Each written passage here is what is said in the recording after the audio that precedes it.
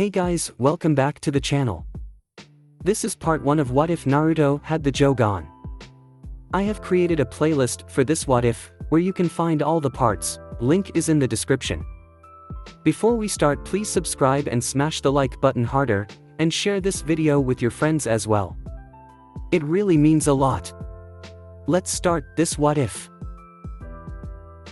Two boys stood in the center of a dome of mirrors made of ice. The first had black hair and wore a blue shirt and khaki shorts. He had red eyes as a result of his newly awakened blood limit, the Sharingan. He had 2 tomoe in his right eye and 1 in his left. As a result, he was now able to catch glimpses of his opponent as he passed above them above their heads. He skillfully dodged volley after volley of Senbon needles, though with each attack 2 or 3 would strike him in various places all over his body. He was the pride of Konoha, the last prodigy of the once almighty Uchiha clan. His name, Uchiha Sasuke. The second boy had bright blonde hair, vivid sapphire eyes, and wore an orange jumpsuit. He wasn't faring nearly as well as his teammate. He also had 3 whisker-like birthmarks on each cheek. While he did his best to dodge the Senbon, he was not agile enough, nor could he see the minute needles unlike his partner. He was lucky if 2 or 3 Senbon from each attack missed him.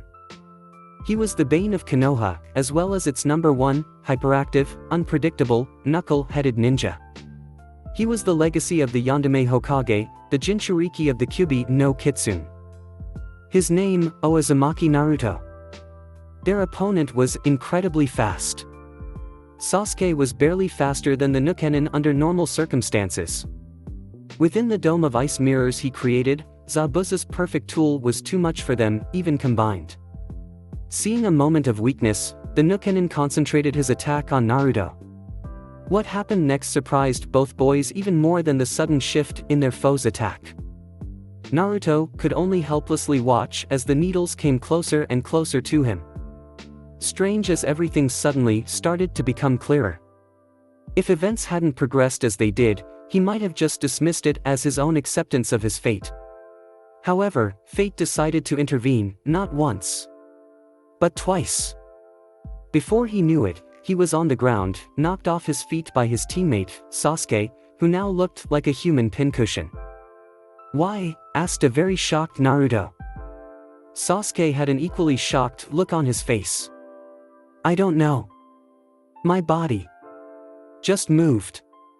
On its own." It was all he could manage to get out before collapsing on the ground.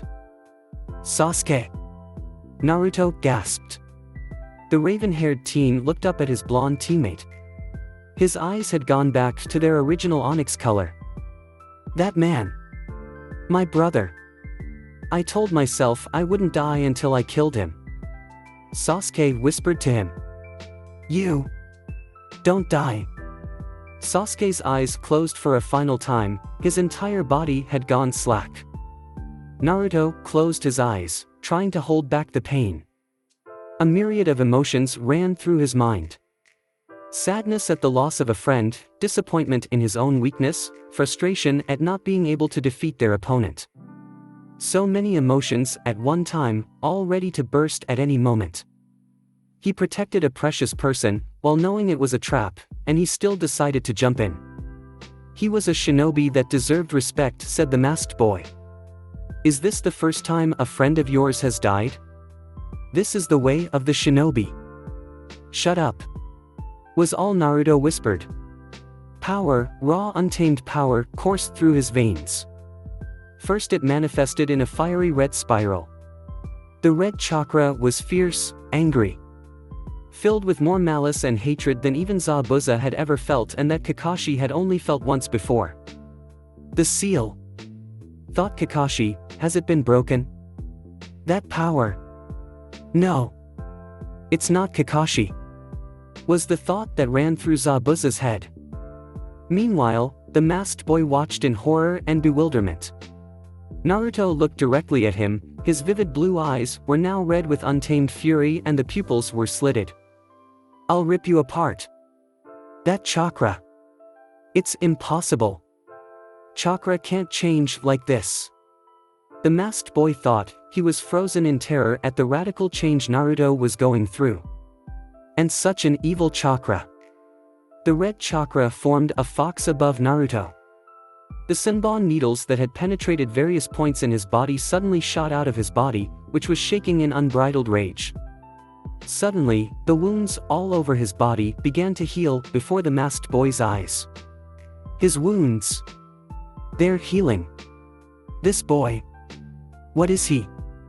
It was what happened next that solidified Naruto's reputation as Konoha's #1, unpredictable, knuckled-headed, ninja.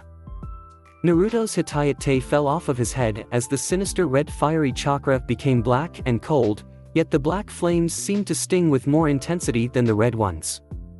Even though the chakra had changed again, the whisker marks that had become thicker and more defined had not receded, and his eyes were still blood-red and slitted.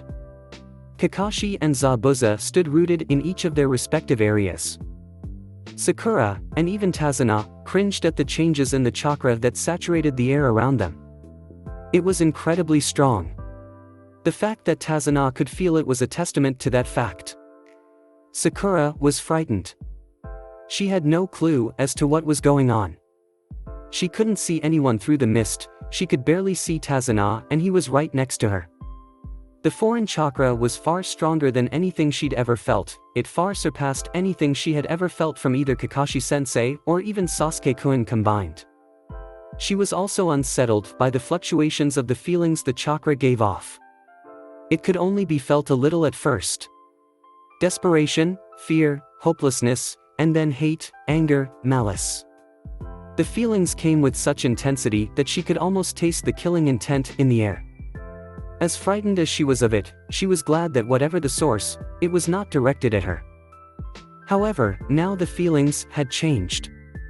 The hate and anger were still there, but it was more controlled, more lethal and deadly. The killing intent was more focused and no longer felt as it was going to consume everything in the area, however it was still as strong, if not stronger, than it had been a few moments ago. Kakashi's reaction was much different than Sakura's. When he felt the familiar killing intent, he immediately had flashbacks of the Kyuubi no Kitsune's attack on Konoha 12 years ago. He had felt the immediate need to deal with Zabuza quickly so that he could deal with whatever it was that had happened to Naruto. Now though, he could only feel bewildered at the familiar feeling the chakra had given off. It can't be. Kakashi said, looking over in the direction that he felt Naruto's chakra coming from. Impossible. One of your students is doing something they shouldn't be able to, Kakashi, said Zabuza with some amusement in his voice. Naruto, just awakened a Kekkei Genkai thought to have been wiped out 12 years ago, said Kakashi, not even bothering to hide his astonishment. Oh, and you think it would be enough for him to defeat Haku? Asked Zabuza in a half-amused, half-disbelieving tone. Due to his more unique circumstances, I'd be willing to bet that he'd be able to defeat both of us if he could effectively use its power, said Kakashi. Oh, and what could actually give him the power to do that? Asked Zabuza. Although he was curious to know what could cause Kakashi's reaction, he couldn't help but think the copycat Nin was overstating his student's abilities. Then again, Haku took a vested interest in Ozumaki, while the Uchiha hardly caught his attention at all. The Jagan, was Kakashi's simple reply. Two simple words even made Zabuza start having second thoughts about the annoying and overly loud blonde ninja. How can you be so sure? He asked his opponent. The Jagan was famous, feared and above all, respected, even by those belonging to the Seven Swordsmen of the Mist. I've only felt chakra like that in the presence of one other person, and it was as unforgettable then as it is now, explained Kakashi, but my sensei never had any other family. He was the only one with the Jagan in the village, meaning the only way Naruto could have it.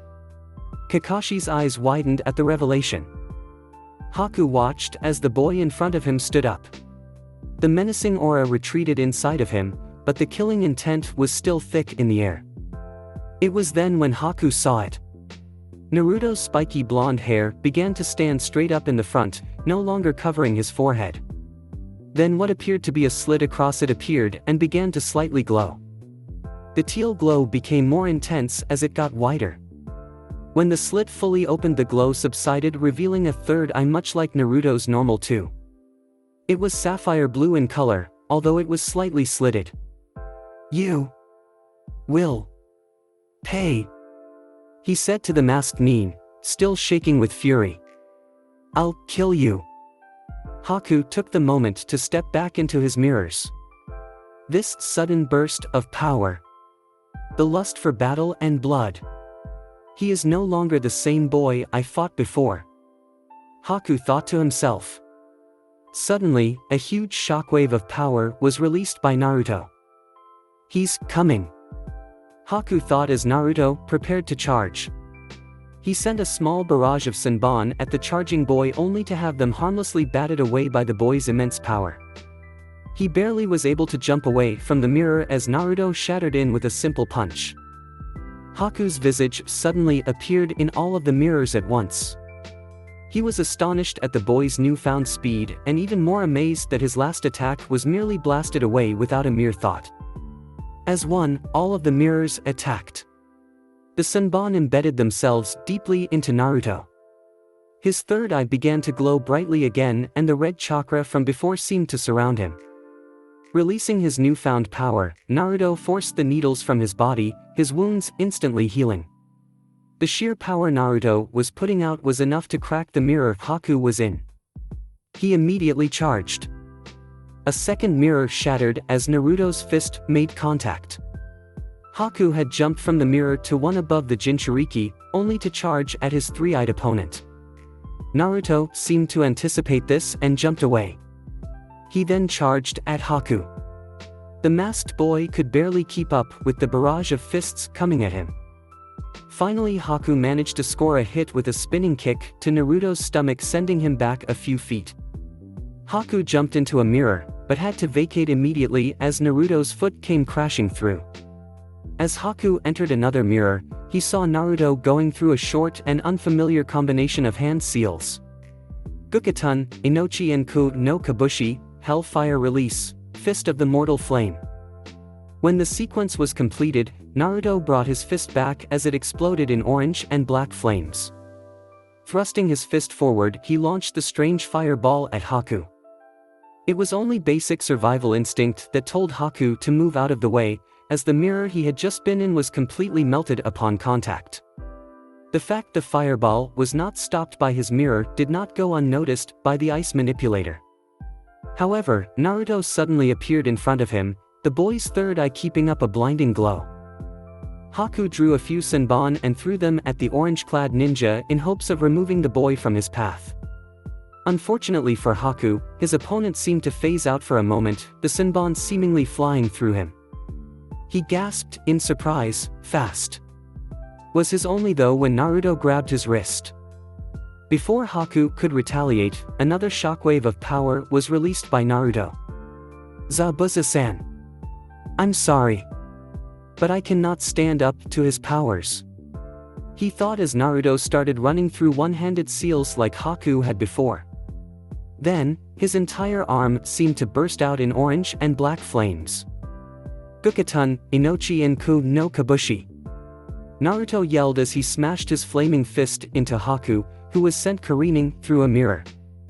As he hit the ground, he bounced 5 times before landing in a disgruntled heap.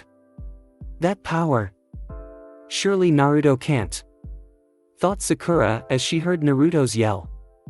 "Sasuke-kun, please be alright." She became even more worried when the strange chakra suddenly vanished. Haku tried to stand, but found he couldn't. He no longer had the energy to do so. Out of the corner of his eye, he saw Naruto approaching, the eye in the middle of his forehead glowing with great intensity. I cannot compete with him." Their eyes met and Naruto froze, shock evident on his face, his third eye even quit glowing. His blood-red, demonic eyes became sapphire-colored once again. "You!" It was then Haku realized the boy's shock. His mask had been completely shattered, and possibly incinerated, in that last attack. "You're that guy from before." Images of their meeting in the forest flashed through Naruto's mind. "Why did you stop?" I killed an important friend of yours, why can't you kill me? Haku asked calmly. Naruto took a glance back at the now shattered mirrors where Sasuke still lay. He closed his eyes, the Jougan still focused on Haku. Damn it, he yelled as he kicked Haku in the stomach.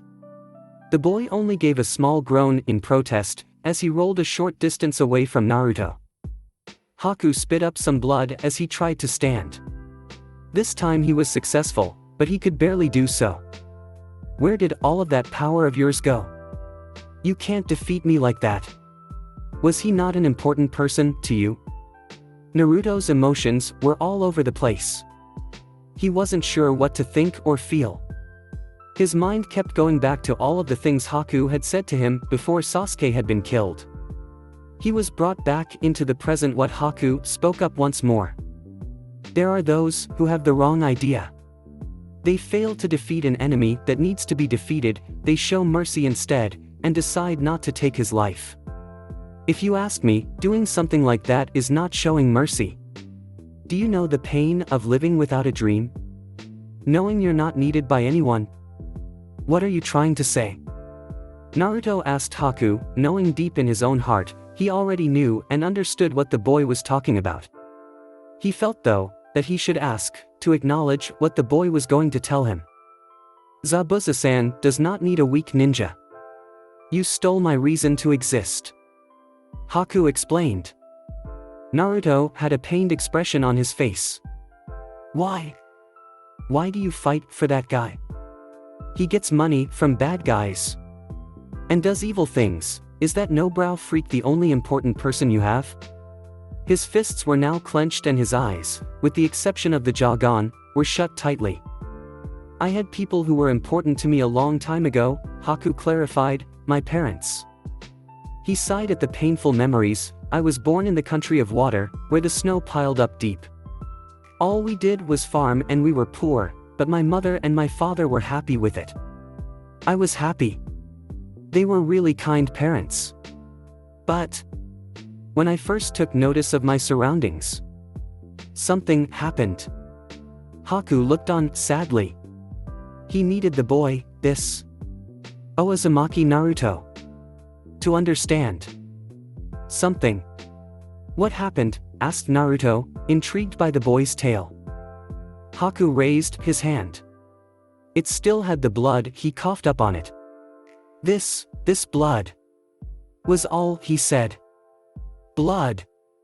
Naruto was very confused by the change in subject. So what happened? My father killed my mother and then had tried to kill me. What? Haku then explained the water country's eradication of those who possessed a Kekkei Genkai, or Bloodline Limit, and the significance of having one. After the wars, those families hid their abilities and lived on because only death awaited them if their secret was revealed. That boy, he said, pointing to Sasuke, as well as yourself, probably have had a tough times as well.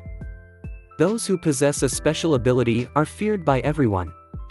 My mother possessed such a bloodline limit. She had kept it a secret and married my father. She must have believed that an ordinary life would continue for a while. If not forever. Haku remembered when his powers first manifested. Father found out our secret. Haku's eyes became distant, as if he was reliving the painful memories. Naruto couldn't help but wonder if his own parents were still around, if they would have tried to kill him for having Kyuubi inside of him, like Haku's father tried to kill him for having a special ability. When I had came to, I realized I had killed my own father. Haku said in an even voice. At the time I thought of myself as... No, I had to think of myself as being... Haku paused for a moment. I realized that that was the most painful thing one could feel. The most painful thing one could feel? Asked Naruto, thinking he already knew the answer. He had to know the boy's answer, if only for confirmation. The lost look in Haku's eyes merely confirmed the conviction and truth behind his words. It pained Naruto to see such a look mirrored in the eyes of another. The feeling you are not needed by anyone in this world. It was all it took to send a jolt straight into the core of Naruto's spirit. He's the same as me. You said to me, I want to become the #1 ninja in my village and make everyone recognize me. When someone accepts you from the bottom of their heart appears, that person should become the most important person to you. Zabuza-san knew I was from a family with a Kekkei Genkai and raised me. He wanted this ability that everyone hated. Tears formed at the corners of his eyes as he remembered when he met Zabuza, the man who had saved him. The man who had given him a purpose. I was happy. For a minute a happy expression came to Haku's face before becoming downcast again. I'm sorry, Zabuza-san.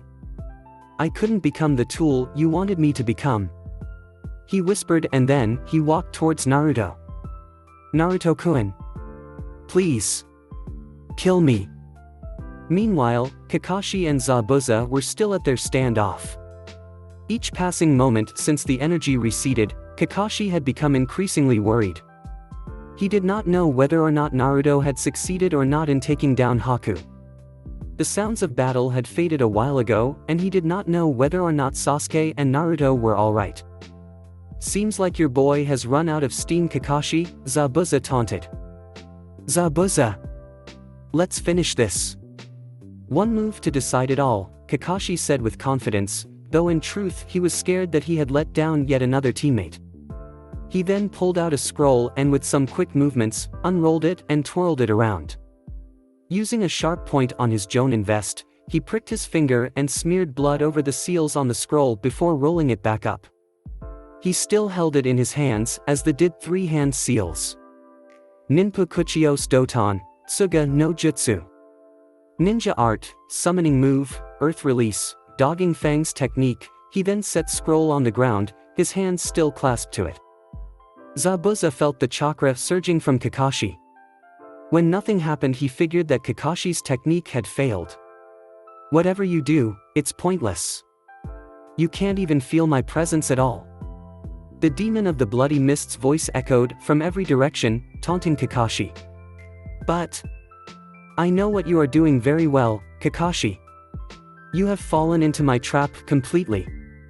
It was then that several dogs burst from the ground attacking Zabuza. Sakura and Tazuna could hear the growling from where they were at. What is that sound? Asked a freaked-out bridge builder. What's going on? Sakura asked herself.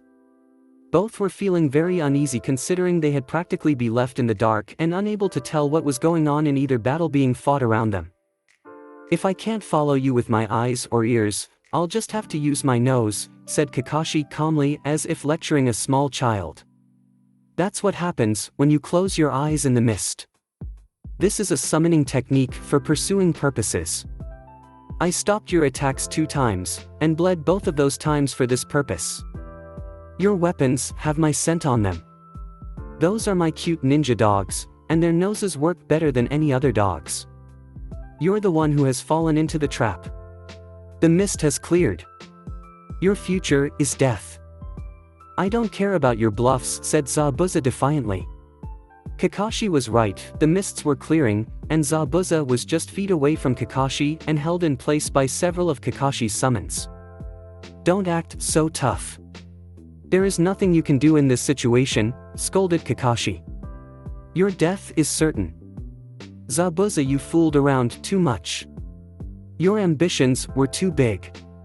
You failed in the assassination of the Mizukage and the coup d'état. You ran away with a few of your subordinates and became exiled ninja. Your name was given to the village of Konoha immediately. In order to gather money for retaliation and to avoid the prosecution from the pursuing ninjas, you sided with vermin like Gato. He said the last word as if it tasted bad in his mouth. Zabuza, do you really think I have survived all this time with just the Sharingan? I'll show you my original technique. It is not a copy. Kakashi did 3-hand seals and then griped his right wrist with his left hand. Chakra began to gather around his feet when bolts of electricity surged from the ground into his right hand. Raikiri, lightning edge, he shouted. What the? I can see the chakra in his hands, said Zabuza, astonished at the power and level of control that Hatake Kakashi the copycat nin, possessed. You're too dangerous. The person you are trying to kill, Tazuna-san, is this country's courage. The bridge he is trying to create is this country's hope. Your ambition sacrifices too many people. That's not what a ninja is supposed to do. Kakashi could see the smirk appear on Zabuza's face through the mask. Who cares? I have fought for my ideal. And that won't change in the future either. I'll say this again. Give up, ordered Kakashi, the lightning surging in his right palm. His normally lazy, calm and expressionless face was now fiercely glaring at his foe. Your future is death. Please, kill me, pleaded Haku.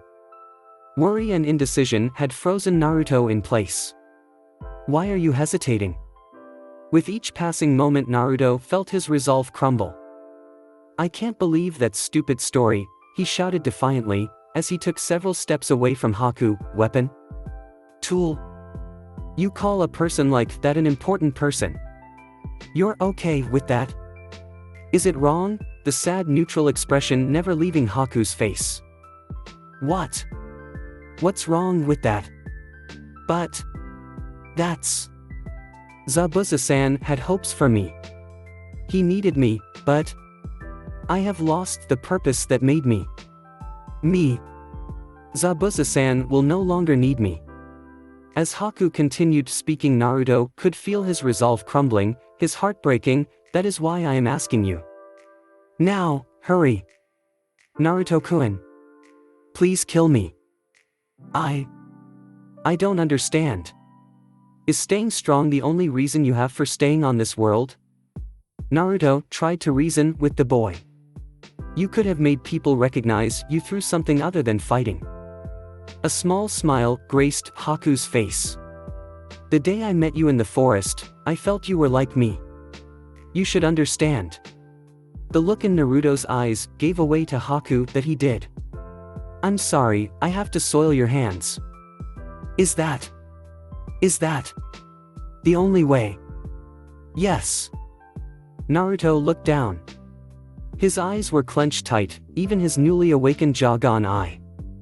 If I had met you somewhere else, we might have been friends. He then opened his eyes, his resolve hardened. He charged towards Haku, his right hand going to his kunai pouch.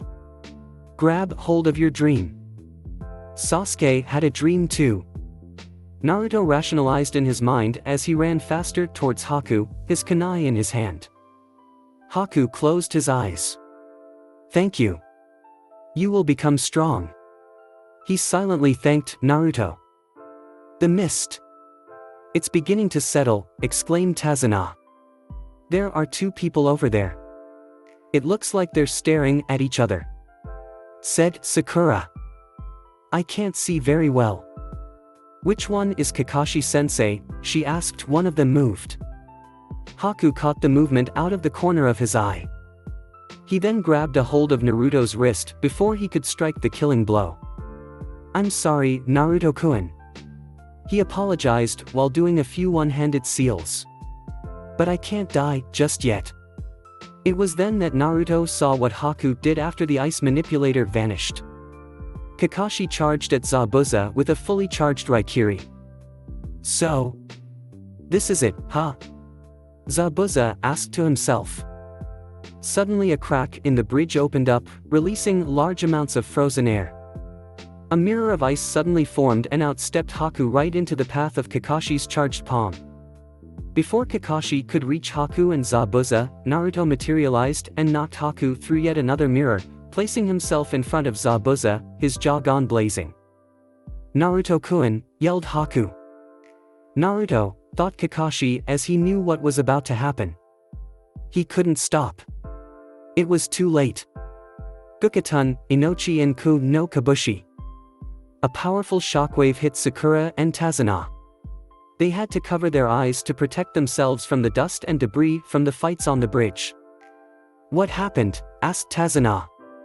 Impossible, shouted Sakura as the figures became visible. Kakashi's Raikiri was being blocked by Naruto, whose arm was completely engulfed in black and orange flames. The sleeve of the jacket had been incinerated. Kakashi was staring right into the Jagan, while Zabuza was being held fast by half a dozen dogs. Suddenly, Naruto shoved Kakashi's attack away from himself and hit the Jonin in the chest with a powerful palm strike to the sternum. The blow knocked Kakashi back, but he was able to stay on his feet. Everyone had been so shocked by the turn of events, they were speechless. "Naruto!" Kakashi yelled after a few moments of speechlessness. "What the hell were you thinking? Two couldn't let you. Zabuza maybe. But not Haku." He, like the others, was in complete shock. "Naruto!" Sakura whispered. "Incredible!" Tazuna said in bewilderment. Suddenly, Sakura's eyes widened in realization. "Naruto! You're alright. Where's Sasuke-kun?" Naruto kept silent, but then he looked away from her. He couldn't face her. Sakura's eyes then widened again, tears threatening to spill forth. There was a lost look in her eyes. "Sasuke! I'll go too," Tazuna whispered to the distraught Kunoichi. "That way you don't have to break your teacher's orders." "Okay," she answered as they both ran towards where Sasuke and Naruto had been fighting Haku originally. "Sakura!" Kakashi thought. Zabuza used the distraction to free himself from the dogs. "You don't have time to look away, Kakashi!" exclaimed Zabuza, drawing his sword and swinging it at Naruto. Naruto was caught off guard and had no time to dodge, when suddenly he found himself tackled to the ground. Zabuza's sword sliced through nothing but air. "Haku!" exclaimed a very surprised Zabuza. Meanwhile, Tazuna and Sakura had reached Sasuke's body. Seeing him lying there lifelessly, Sakura gasped. Tazuna didn't know the kid very well, but he liked him enough. He also knew how much the girl adored the dark-haired boy. The look in her eyes was the same as his daughter's after Kaiza had been killed by Gato and his men. She collapsed to her knees and felt his face. Her worst fears had just been confirmed. "He's cold. This isn't an illusion, huh?" she asked quietly. "You don't have to hold back because I'm here," he assured her. "You should just cry at a time like this. I always got 100s on all of the tests at the academy." "Ha!" Tazuna raised an eyebrow in genuine confusion. But Sakura just continued on. "I memorized more than 100 ideas of the shinobi code and I always wrote the answers down proudly. One day there was this problem on a test. Answer the 25th clause of the shinobi code. And I wrote down that answer as usual. Try as she might to hold them back, the tears came anyway. A ninja must not show any emotion in any situation. A ninja must put the mission first and not have a heart that will allow him to cry." She began to cry into Sasuke's chest. This is what a ninja is," Tazuna whispered to himself. "It's too cruel. Sasuke-kun." Sakura sobbed, before letting out a loud wail. One that tore a gaping hole into Naruto's heart nearby as he closed all three eyes from severe exhaustion. He was vaguely aware of being caught by Haku before he hit the ground. It was near dawn when he opened his eyes again. He let out a small groan and slowly sat up. "I've never felt this weak before," he said aloud to himself as he placed a hand on his head. "It's probably a side effect of awakening your Kekkei Genkai," said Kakashi, who was leaning against the wall. What happened?" he asked. Is everyone alright?" Naruto was hopeful. He already knew the answer, but he needed confirmation. Perhaps, if he just wished hard enough. It had just been a nightmare. "Wait. What do you mean Kekkei Genkai?" "One of those blood things like Haku has." "One thing at a time," answered Kakashi. "Everyone is alright, even Sasuke." "Sasuke is alive!" Naruto exclaimed excitedly. Kakashi nodded and Naruto gave him a fox-like grin. "Zabuza was killed though." By Gato's thugs when he showed up after Zabuza killed Gato, Kakashi informed him. But why? Naruto asked. Apparently Gato had made a habit of hiring missing nins. Then when it comes time to pay them, he killed them if they hadn't already died on the mission he hired them for. Kakashi told him. What about Haku? Asked Naruto. He took Zabuza's death pretty hard, but he is alright for the most part. He hasn't left your room since you were brought here. He'll be coming back with us to Konoha when we leave. He looked over to Haku when he spoke. The boy in question was fast asleep in his chair. Naruto sighed in relief. That's good, I suppose. Now what about my blood thingy? Kakashi couldn't help but smirk. While Naruto did have a serious side that was seen by almost no one, he was still the same knucklehead with a one-track mind at the end of the day. It's pretty rare. In fact, at the time of the Kyuubi attack there was only one known person who had it, and I have reason to believe he was your father. What? But that means... Naruto's eyes got wide with excitement until everything Kakashi said, my family died in the attack. I still have to check with the Sandaime to be sure, but if I am not mistaken, I am the perfect person to teach both you and Sasuke in Konoha, at the moment, said Kakashi. Why is that? Asked Naruto. In Sasuke's case it's because we both have the Sharingan, and in yours. The man I believe who is your father was also my sensei. Kakashi said. Naruto's eyes widened again, the excitement that he might find out a little bit about his family was too great. Your sensei? Who was it? Kazama Erasure. The Yandere Hokage. Said Kakashi reluctantly.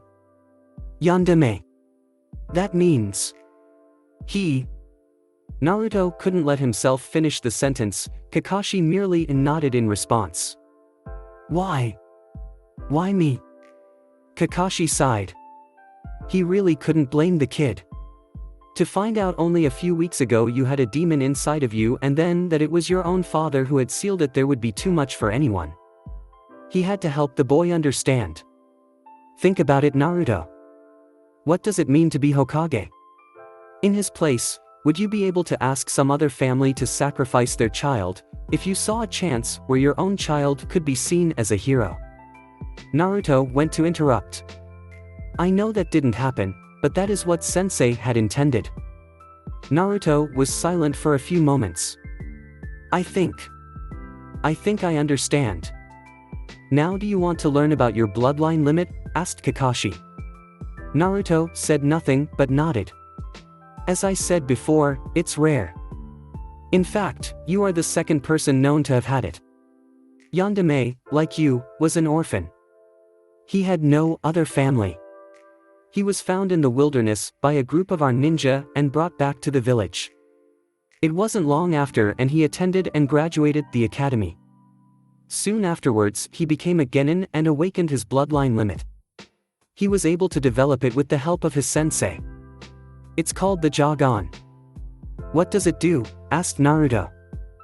Well, when it's activated, a third eye appears on your forehead. Kakashi had to stifle a small chuckle as Naruto felt his forehead. Not even Yandere was completely certain of its full potential. But what we did know about it, or rather, what he told me about it, it helped with his chakra control and could sometimes give him boosts of power, like what happened to you on the bridge. It can even slow down an enemy's movements based on your own reaction time. It can also give you access to a few techniques that can only be used by you because of the eye. That means not even the Sharingan can copy those techniques. Wow! Was all Naruto could say. I'll let you alone for now, but we'll have to talk to the Sandaime-sama about whether or not Yandere was actually your father. Either way, I have something for you that will complement the changes in your fighting style with the eye. I'm sure Yandere would have wanted you to have it under the circumstances, whether you're his son or not. Kakashi informed him as he was leaving the room. Thanks, Kakashi-sensei. Naruto said with a small smile on his face. One more thing, Naruto. Kakashi paused at the door. The Jagan seems to have a mind of its own. While in a sense you can control it and is a part of you, it is also sentient and separate from you. It's very prideful and demands respect. All of Yandame's opponents who insulted the eye all died. He then left Naruto to his thoughts. The boy had a lot to think about. The country of Wave had a spectacular celebration after Naruto woke. The entire populace was extremely happy with the downfall of Gato, except two. While they didn't particularly care for Gato, it was another person that was lost the day before that dampened their need to celebrate. Haku stood out on the docks near Tasuna's house staring out at the ocean. He barely acknowledged Naruto's presence.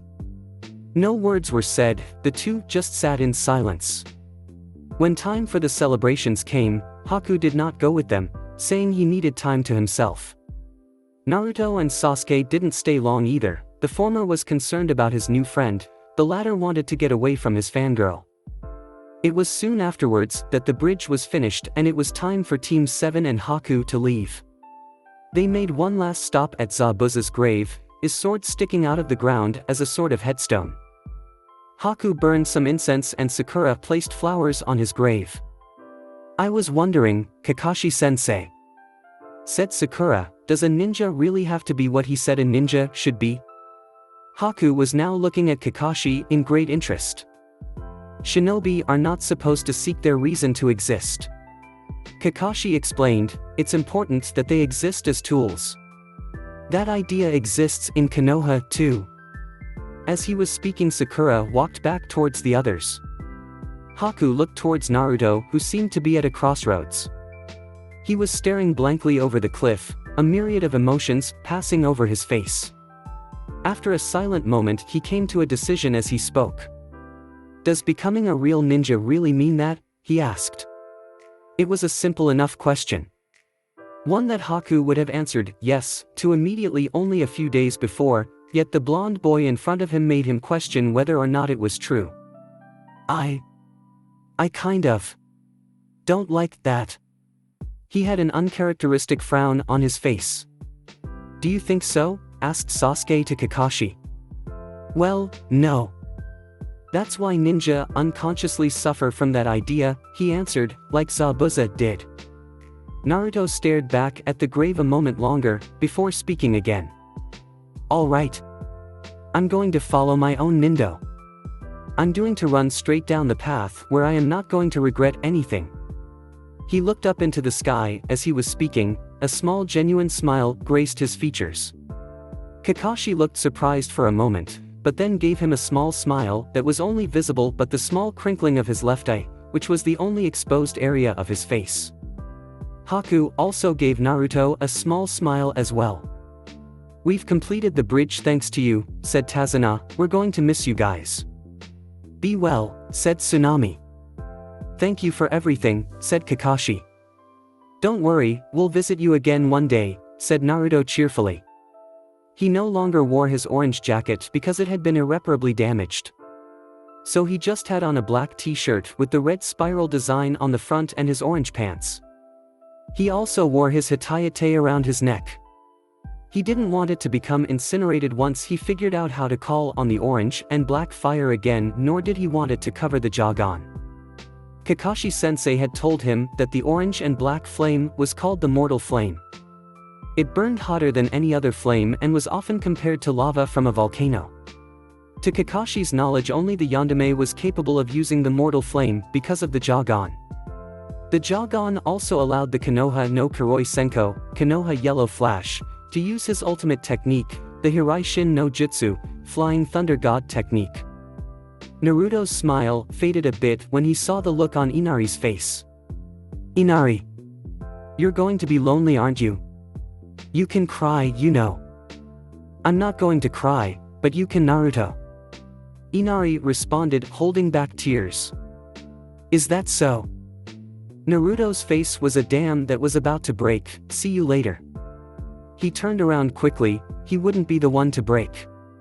Even though he did his best, a few stray tears streamed down his face. Sakura couldn't help but roll her eyes. "Stubborn baka." The people of Wave Country watched as the 5 shinobi walked back towards Konoha. The boy changed Inari's heart and Inari changed the heart of the villagers. He created a bridge of courage, which led to hope. Tazuna said. You know, speaking of bridges. We still have to name this one, said one of the villagers. I forgot, but I've got the perfect name for the bridge. Tazuna said. Oh, what is it? Asked another villager. Tazuna focused his gaze on the retreating form of Naruto. How about the Great Naruto Bridge? Tsunami giggled, that's a good name for it. Alright. As soon as we get home I'm gonna have Iruka-sensei treat me to some ramen to celebrate the successful completion of our mission. Then I'm gonna make Konohamaru listen to my tale of bravery. Then I'll... Hey Sasuke-kun, interrupted Sakura, do you want to go on a date as soon as we get back to the village? No, was his simple one-worded answer, to which Naruto and Haku couldn't help but roll their eyes. Then Naruto decided to speak up. Hey, I'll go, he offered cheerfully. Shut up and be quiet Naruto baka, snapped Sakura before hitting Naruto on the head. Haku slapped his own forehead at Naruto's hopeless crusade to get Sakura to notice him, much less win her heart. The trip to Konoha was a few days longer than the trip to Wave. Without the worry of getting Tazuna to safety and Sasuke and Naruto's training, it was understandable. Sasuke was working on activating his Sharingan at will and sustaining it. During the rigorous training he managed to get a second Tomoe in his left eye. Naruto's training consisted of keeping the Jougan open and using it to help with his chakra control. During these sessions, Sakura would train with Haku, who trained her in some basic healing methods and techniques as well as some taijutsu to supplement what she had learned from the Konoha Ninja Academy. Naruto, what's with the eye of yours? Asked Sakura as she took a break from her training. Naruto was standing in front of a large bonfire, trying to use the Jougan to control the fire, with minimal success. His hair was standing straight up and his Jougan was glowing a bright teal color, and he currently was only wearing his orange jumpsuit pants. He didn't want any more shirts to meet the same fate as a couple others had during their travels. She could see the seal on Naruto's stomach dissipate as his chakra went back down to normal levels. When asked about it, Naruto evaded answering, saying that it was just some sort of containment seal meant to help him control chakra. While Sasuke, Haku, and Sakura would tell he was telling the truth, Naruto was a horrible liar. They could also tell he was leaving something out, as his smile would falter for a quick moment before he became loud and overly cheery. After thinking on it for some time, she realized that Naruto always acted like that, and she wondered just how much of the real Naruto anyone ever saw. It's a Kekkei Genkai, called the Jagan, he answered her. It's a dujutsu like Sasuke Temi's Sharingan or the Hyuga clan Byakugan. He turned to her, looking at her speculatively. After finding out he had a bloodline limit, he had practically grilled Kakashi and Haku on everything they knew about other Kekkei Genkai that could be found in Konoha or anywhere else. Haku told him about his Hayatan, ice release, abilities, and Kakashi mentioned one that had once been found in Konoha, and used by the Shodayame Hokage, called Mokutan, would release. He also compared the Jagan to both the Byakugan and the Sharingan. Kakashi then told Naruto rumors of an ability to manipulate bones called Shikatsumiyaku, dead bone pulse, which was thought to have been eradicated by Kiri. Of course, the Hayatan Kekkei Genkai was also thought to have been whipped out, so there could be other unknown survivors of the Bloodline Limit extermination that took place all those years ago, though it was highly unlikely. Not much was really known about it since the massacre had happened a decade prior and Kiri had all records of their native Kekkei Genkais destroyed. Surely it can't be SG. Kakashi interrupted what Sakura had been about to say by covering her mouth. Trust me Sakura, whatever you do, do not under any circumstances insult that I, even unintentionally, he told her. The look in his exposed eye was enough to placate her anger, albeit temporarily. Even Sasuke and Haku looked curious about his reaction. The origins of the Jagan are a mystery. Unlike the Byakugan or the Sharingan, it is not a Kekkei Genkai native to Konoha. In fact, it's so rare that there is only one other known sighting of the Jagan in all of the elemental countries. Other than the fact that the majority of the Jagan's abilities are unknown, even to those with the bloodline, what really sets it apart from other dujutsu is the fact that it has a consciousness separate from the wilder.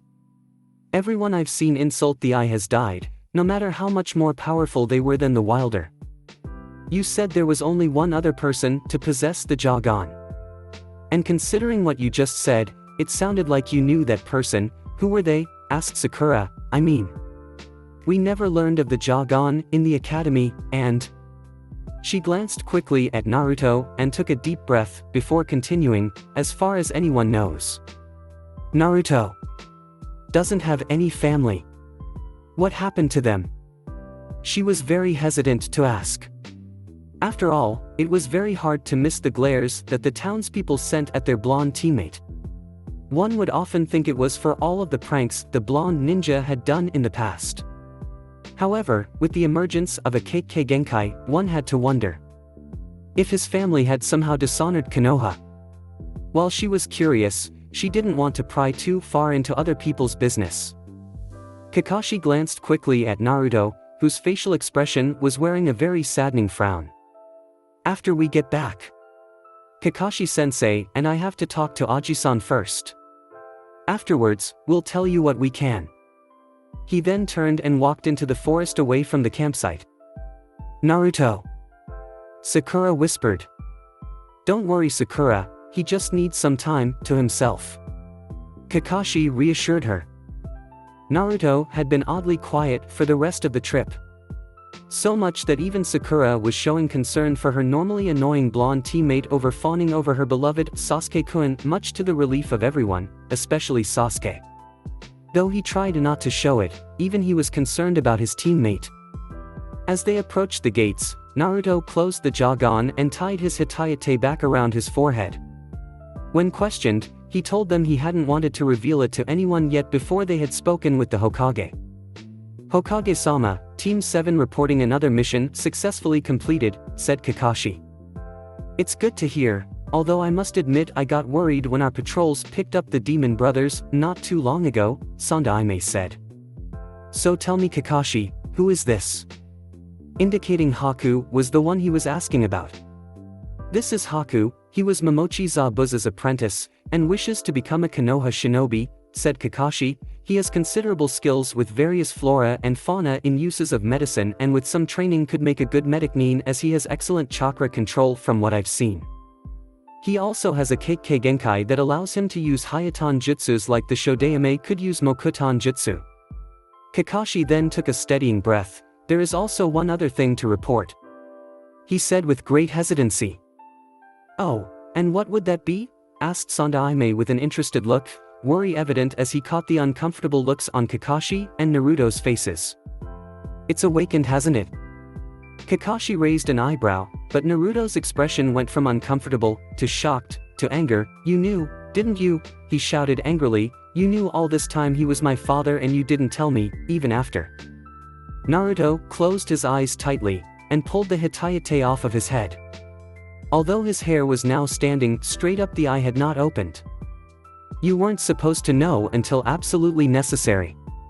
Either until after you became of age, made chunin, or in case your Kekkei Genkai awakened, Sandaime said apologetically. It was one of his final requests. Just like I was to be seen as a hero? Naruto asked bitterly, like anyone really followed that request. Naruto. Sakura scolded him, only to have Naruto turn around and glare at her. The Jagan was glowing fiercely. The intensity of his glare was such that she flinched back instinctively. He had never even so much as gotten annoyed with her, nor had he ever said anything bad about her. This look was completely out of character for him to direct at her, and she had to admit that look was startling enough, without making her constantly challenge everything she knew about Naruto. Tell me, Sakura-chan. How would you like it if the man you looked up to more than anyone else, the one you respected above all others, was responsible for nearly every horrible thing that has ever happened to you? Asked Naruto angrily. That even after all of that, you come to find out he was your own father. He did not shout any of this, nor did he even sound angry. It was clear he was upset, and there was a hint of fear and desperation in his voice, though one had to truly listen to catch it. Naruto, I assure you, Erasure only wanted the best for you. It pained him greatly to know that you would grow up alone, said Sandaime. But, you must understand, he made a great deal of enemies. You would have been in even greater had it been known that you were his son. Whose son? Asked Sakura. Naruto's father. Was also my sensei. Kazama Erasure, the Yandere Hokage. Kakashi informed them. This brought shocked looks to Sasuke, Sakura and Haku. But I don't understand. Sakura said confusedly. Naruto looked at them in sadness. He closed the Jagan and tied the Hitayate back onto his head. Go ahead and tell them everything. It's too much for me to deal with at the moment. Iruka-sensei or Konohamaru should know where to find me. With that, Naruto walked out the door in a sort of daze. A devastated look marred his face. Naruto was walking along aimlessly through the streets of Konoha when a square rock, with eye holes, began to follow him. He sighed. He really didn't feel up to this at the moment, but Konohamaru and his friends always proved to be a great distraction. He didn't know if it was Konohamaru's blatant hero worship of himself, or the way the other two, Udon and Moegi, seemed to look up at him with admiration and respect, but even in his darkest moods they could usually cheer him up fairly quickly. Perhaps it was because, after Iruka, they were the first to accept him, to see past the mask he put up, and the pranks, and saw him for who he was instead of who, or what, he appeared to be. Just this once. He'd thought, for perhaps the 1000th time, I'll humor them a bit. You know Konohamaru.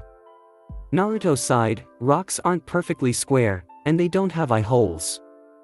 Just what I'd expect from my eternal rival, shouted the rock, before exploding into multicolored smoke.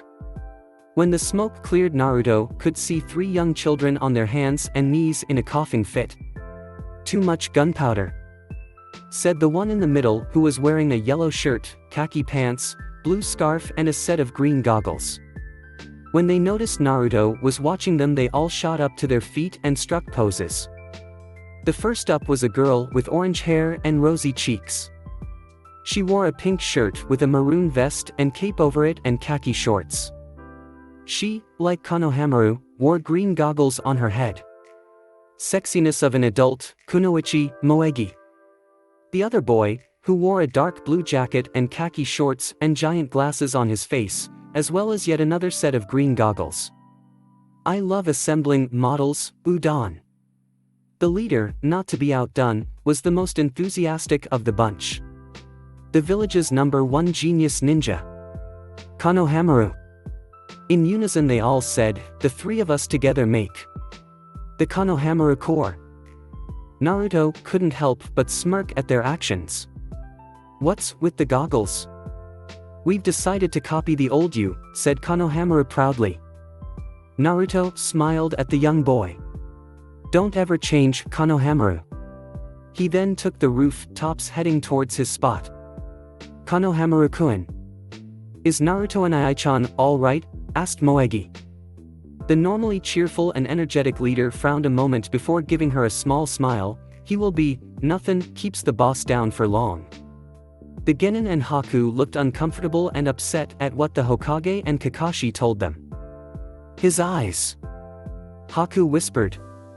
At everyone's questioning look, I've only saw those eyes on one other person, and that was when Zabuza and I left Kiri. They held the same expression mine did before I was found by Zabuza. They're similar to both Sasuke-san and Kakashi-san's, but also far different. Judging from Kakashi's exposed eye, Sakura could tell he was frowning. Sasuke, on the other hand, remained emotionless and silent. He neither confirmed or denied anything Haku had said. Sakura was dismayed, and for the first time, she took a look at those around her and realized just how lucky she had been. Sasuke-kun's entire family had been killed. Haku's father killed his mother and tried to kill him, and it seemed Kakashi-sensei was hiding some sort of dark past as well. He's good at hiding it, but it's painfully visible to those who have suffered as much as he has or to those who now to look, said Kakashi. I'll be the first to admit that I too fell into the same trap as the villagers. While I did not hold the same contempt for the fox the village has, I did not step in to help him either. Worry not, Kakashi, he bears no grudge against you, said Sandaime. Still, I think it's time to find Naruto and show him that you're still his friends. While you may not be the closest of groups, He has found a measure of acceptance with each of you and he fears losing that more than anything. Sakura, Haku, and Sasuke each went after Naruto. They took Naruto's earlier advice and sought out Konohamaru, as Iruka was still teaching classes. Needless to say, they got more than they bargained for. "Hello Konohamaru-san, have you seen Naruto around lately?" asked Sakura. She smiled sweetly at the little boy. He only growled in response. "Why?" he yelled, "haven't you done enough already? He wouldn't even stop to play ninja with us like he promised."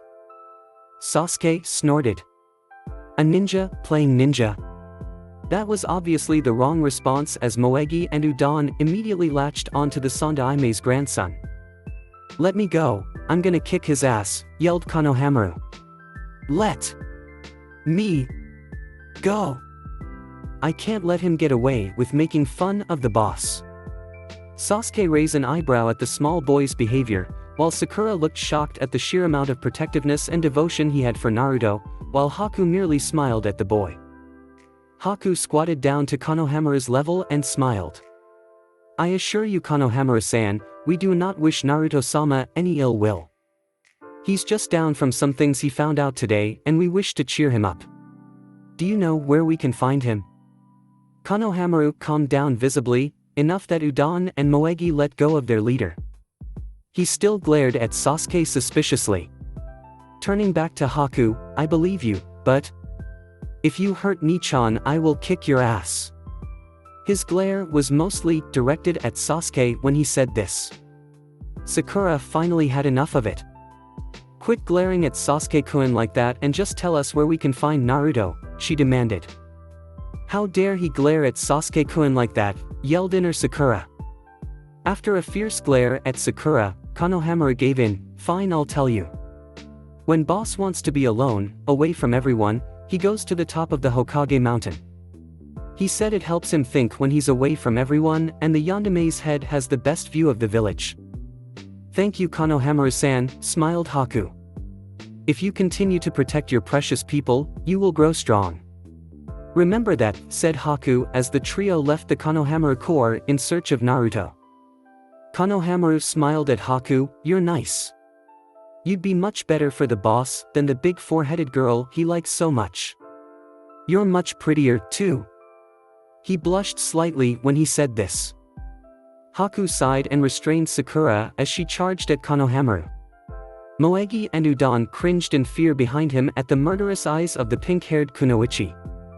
"I'm a boy," he said as he walked off, more than a little aggravated that people kept assuming he was a girl. They left behind 3 gaping children.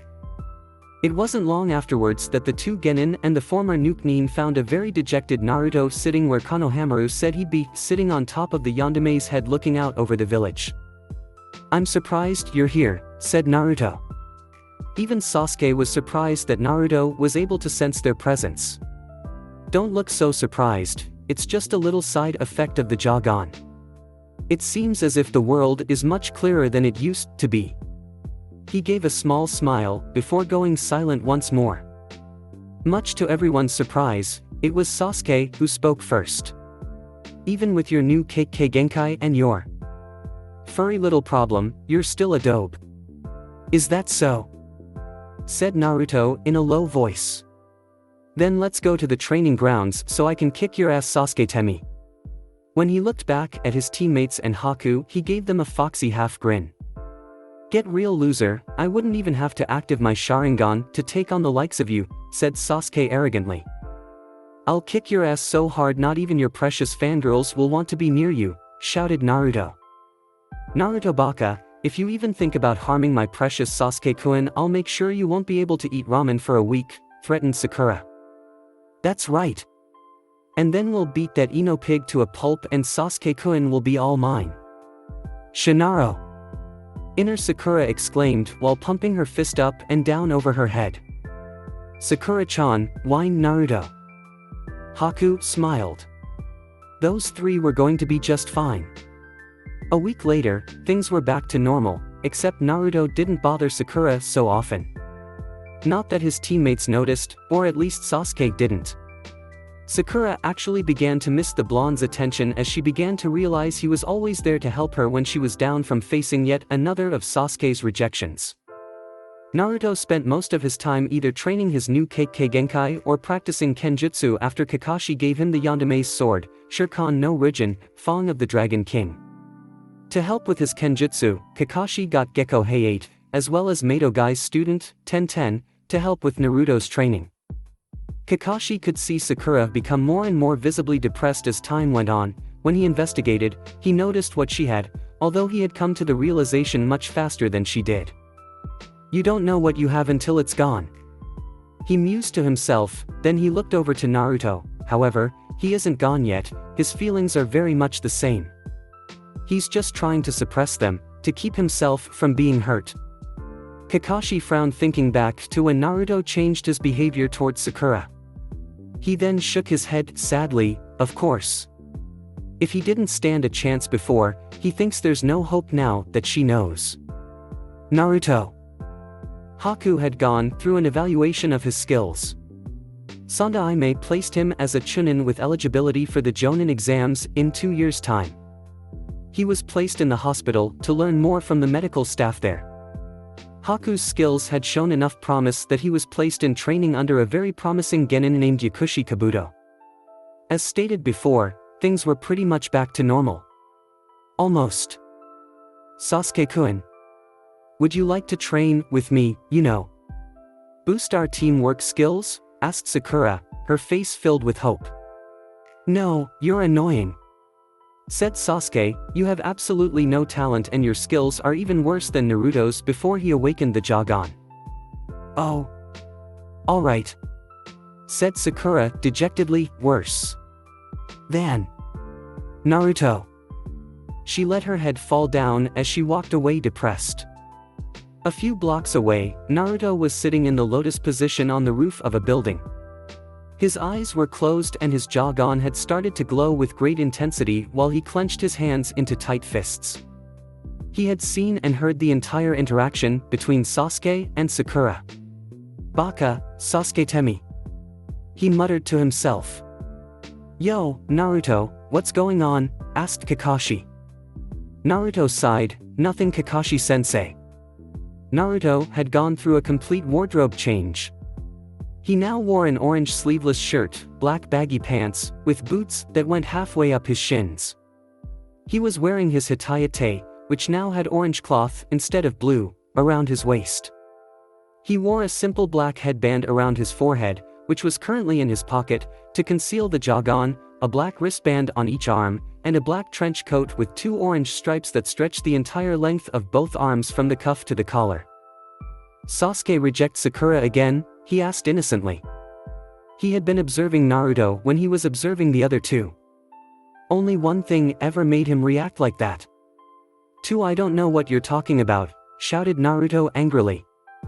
She'll come around eventually Naruto, Kakashi consoled him. Ichen. Naruto grunted, this Ike sees more than you think Kakashi-sensei. He said sadly, I don't stand a chance. Not now. Not ever. There's still time, after all, you both are only 12, Kakashi said trying to boost Naruto's spirits. It was unnerving having to do so, when far too often it was the other way around. You don't get it, do you? Asked Naruto respectfully, I can see everything in the smallest detail when I concentrate hard enough and take the time to notice. Sasuke's constant rejections haven't gone unnoticed. He was far less fangirls than he used to.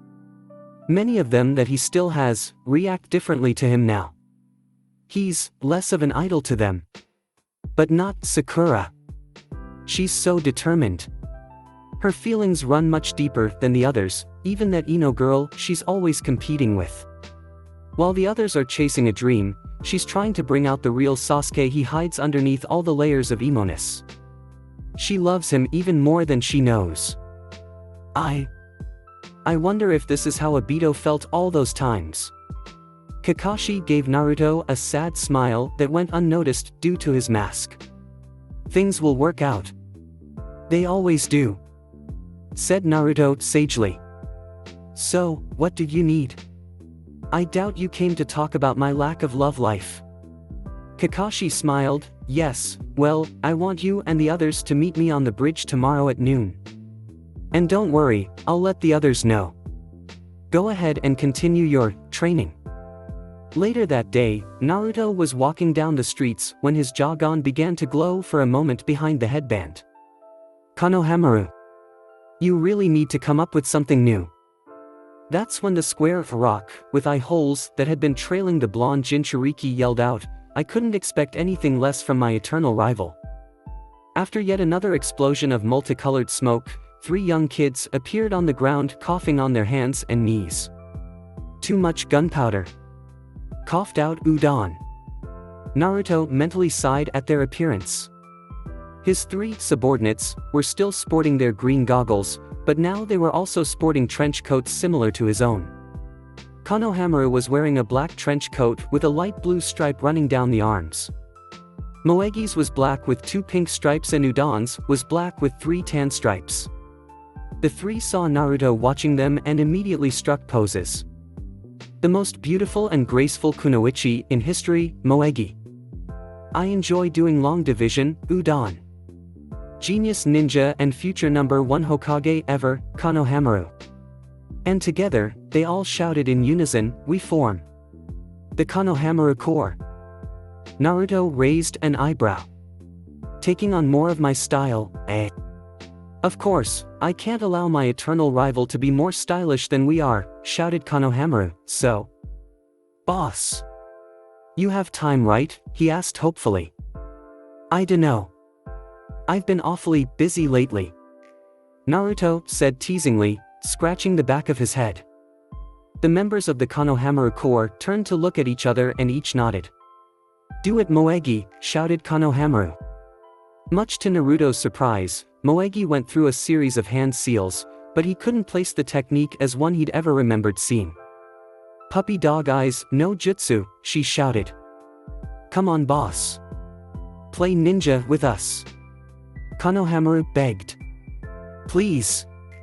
Moegi and Udon added. Sakura watched the entire scene with a small smile on her face. It was the small moments like these when she missed her blonde teammate the most, as he always had that special ability to lift others' spirits no matter what. I guess I have some time to spare. He said as if he was busy. A ninja playing ninja, Sakura teased her teammate. Sakura-chan. Whispered Naruto. He had been so focused on the Konohamaru Corps antics, he hadn't felt her distinctive presence approach. He was so caught off guard that even Konohamaru caught the expression on Naruto's face when he saw Sakura before it passed. Sakura, on the other hand, remained oblivious to the depth of Naruto's feelings. Konohamaru decided it was time to step in and help the boss for once. Hey boss. Is she your, you know? He asked, holding up his pinky. After glancing quickly at Sakura to gauge her reaction, Naruto decided on taking the safe route. After all, he wouldn't interfere with her love if he could help it any longer. No, Sakura is just my teammate, nothing more, Naruto said seriously. The words stung. More than they should have, Sakura admitted to herself. Why should you care what he thinks of you?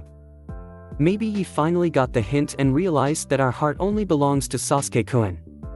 Shinaro, shouted inner Sakura. Sakura didn't answer or even acknowledge her second personality. Naruto missed the brief look of hurt that graced Sakura's face. Konohamaru decided a little bit of reverse psychology was in order to try and get the pink-haired kunoichi to finally see the boss for what he truly was. Just as I expected from my eternal rival. I knew you wouldn't go out with someone like her. You're much too good for her. Naruto's eyes widened in horror and Sakura's face drooped in sadness as each replayed Sasuke's words to her earlier. Naruto was torn between berating Konohamaru and comforting the now distraught Sakura, however Konohamaru wasn't finished. I mean, who'd want to go out with some flat-chested, ugly girl with a gigantic forehead? Sakura's expression went from dejected to absolutely furious as Naruto's became even more afraid. Kyuso. Run, Konohamaru. The Konohamaru Corps ran at the sight of an enraged Sakura with Naruto close behind. As they turned the corner, Konohamaru ran into a big guy in a black jumpsuit with cat ears. He had something strapped to his back that was wrapped in bandages. "Hey, that hurt you, little Gaki," shouted the boy as he snatched up Konohamaru by the collar. "Put him down," threatened Naruto coldly. He pulled back his jacket, revealing his sword. "Don't start any trouble. He'll get angry," said a blonde-haired girl who wore a Suna Hitayate around her neck and a giant fan strapped to her back. "We're here for the exams only, not to pick fights. He's not here right now, and I just want to have a little fun. Besides, this little twerp bumped into me. I need to teach him to watch where he's going," said the tall stocky boy. Sakura looked at the girl questioningly. "Exams? Why are you here?" I mean, judging by your Hitayate, you're from Suna, but even allies of Konoha need a passport signed by the Hokage." "You mean these?" said the girl arrogantly, showing her passport. "We're here for the Chunin exams. Seeing that you don't know about them means you must be a rookie. Just pathetic little weaklings. I won't repeat myself again. Put him down." Naruto's eyes became slitted. "What are you gonna do? You're almost as small as this Gaki," taunted the Sunanin. Before Naruto could move, a rock struck the boy's arm, forcing him to release Konohamaru. "Kyuso! Keep your nose out of where it belongs," the boy shouted to the branch of the tree, on which sat Konoha's current Rookie of the Year, Uchiha Sasuke. He crushed the rock he was holding in his hand. "When it concerns a fellow citizen of Konoha, it concerns all of us," Sasuke said, "especially when you decide to pick on the Hokage's defenseless grandson." "You want trouble, eh?" asked the boy angrily. "Let's see how you handle this," he said as he pulled the object off his back. "You're not going to use that, are you?" asked the blonde-haired girl with a worried tone. "I wouldn't if I were you," warned Naruto. "And why is that, scared?" taunted the boy. "No, the guy with the gourd on his back on the branch next to Sasuke is becoming very angry at you," said Naruto. Everyone looked back up at the tree in shock, even Sasuke. "I didn't even sense him and he was right next to me," thought Sasuke, the shock evident on his face. The second boy's face flitted with surprise before turning to annoyance. "Kankuro! Quit making a fool of yourself, or I will kill you," he said. "Gaara!" Kankuro whispered as the new kid, Gaara, disappeared in a swirl of sand and appeared next to Kankuro, Naruto and the blonde girl. Only Naruto and the girl heard him. "You're an embarrassment to our village," Gaara emotionlessly scolded Kankuro. "What did you think we came to Konoha to do? Listen. They started it." "Shut up, or I'll kill you," Gaara threatened, and by the look on both Kankuro and the girl's faces he would more than likely live up to his threat. "I got it. My mistake," apologized Kankuro with a terrified expression on his face. "I'm sorry. Very, very sorry." "My apologies to you guys," Gaara said to the genin and kids next to his teammates. Gaara looked towards Sasuke. He was able to hit Kankuro with that stone so easily. "He's good," he thought to himself, "but this one? He had no problem sensing my presence. He's just as good. And yet familiar," he thought as he turned his gaze to Naruto. "So familiar," thought Naruto as he watched the red-haired boy. "We're leaving," Gaara ordered the other two. "We did not come here to play around." "I know," acknowledged Kankuro. Sasuke jumped down to join his teammates. "What is your name?" he demanded of Gaara. Kankuro flinched, but the girl had a faint blush. "You wish to know my name?" she asked. "No," Sasuke said coldly, "I want to know his," he said, pointing at Gaara. "The one with the gourd." The girl tried not to let her disappointment show.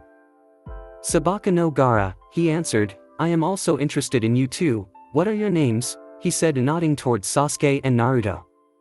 "Uchiha Sasuke."